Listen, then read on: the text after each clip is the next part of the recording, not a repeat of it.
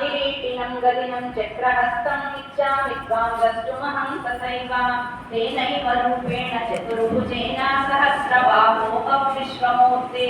भगवानुवाच मया प्रसन्नेन तवार्जुनेदं रूपं परं दर्शितमात्मयोगात् तेजोमयं विश्वमनन्तमाद्यं जगते तदन्येन दृष्टपूर्वं न वेदयज्ञानेन ऋणदानैः च क्रियाभिर्न तपोभिरुग्रैः एवं रूपस्येत्यहं नृलोके द्रष्टुं तदन्येन कुरु प्रवीरा।